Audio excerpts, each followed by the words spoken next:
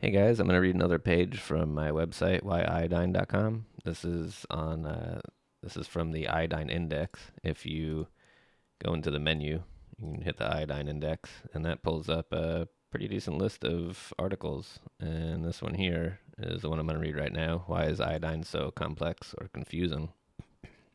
As someone starts to research iodine, they may notice this topic can become complex or confusing rather quickly. This is due to iodine's versatility and importance across various aspects of life and health. It also has to do with the fashion in which our current medical system operates, as well as how commerce, investments, and profit work. Alright, so the confusion aspect. There is little to no profit in simple, natural solutions. If we look at iodine's history over the past 100 years or so, it's been just about systematically removed and replaced with toxic halides. Whether this was done by mistake or maliciously doesn't change the fact that our diet and environment are loaded with toxic halides, which are able to clog our body and drag us down. This creates a confusing situation because now economical iodine is in competition with high profit drugs. Most doctors sell drugs. Ignoring all the other details for a sec, simply put, most doctors' only function is to figure out which drugs to send somebody home with. This means that they have a bias towards substances that are patented and were most likely produced for profit generation. Why invest in research otherwise? Like, you don't research things to spend money on them. It's not how you pay your bills. The insurance company doesn't give this doctor a method to prescribe nutrition, just drugs.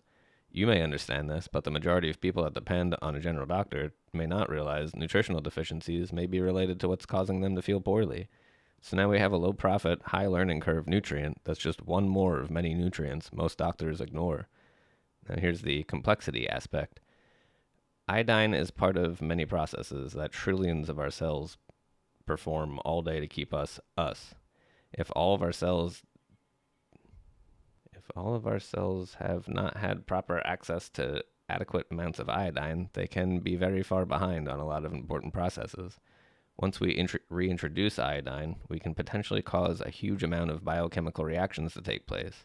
Depending how many cells are waiting for only iodine versus cells loaded with toxins versus cells starving for various nutrients, iodine can have a wide range of influence on our cells and systems, which is part of the reason that I continue to say going slow is probably a good idea. Because if we go fast, we might cause a lot of influence on a lot of stuff. If our cells are fed well and don't have a large burden of toxicity, finally getting iodine is almost like restoring power to a city of factories. All of the resources and materials are ready to go. Once the power is on, the factories run and commerce is restored. But if our cells are hungry and toxic, getting these trillions of factories running again can take detective work via tests, or building an understanding of biochemistry via research. If cells are hungry for nutrients, iodine will most likely increase the demand for nutrients as the cells are recycled via apoptosis and rebuilt. Dr. Brownstein's iodine protocol recommends a core set of nutrients to help handle these processes. These nutrients are commonly used as our cells regain functionality. Sometimes our cells can be much more depleted and require a lot more nutrients, but even if that's the case, the iodine protocol can help clean up and rebuild our core pathways, which we'll need to do anyway if we want to scrub more pathways with more advanced nutrients after researching and working with somebody. There are various types of iodine and various strengths.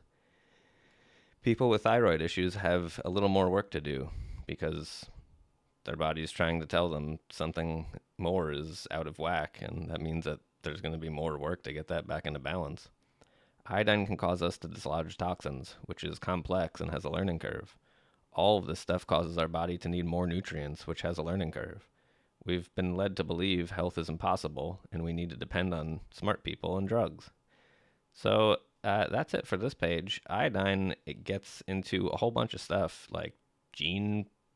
If you look at what genes do, like our P53 gene is connected to cancer and stuff, and iodine helps with that. So the complexity part is sometimes on purpose to make it seem like this is something that we don't want to get into.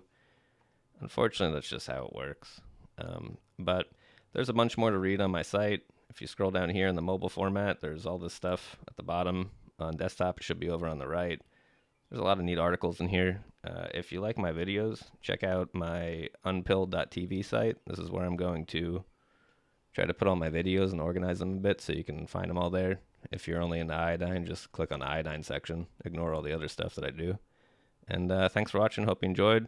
give it a share. If you scroll down to the bottom of my website here, there's some links so you can use my affiliate links or throw a couple bucks my way so I can get this information out to more people, or you can just help by sharing or commenting or engaging, whatever. I don't know. Thanks for watching. Hope you enjoyed. Bye-bye.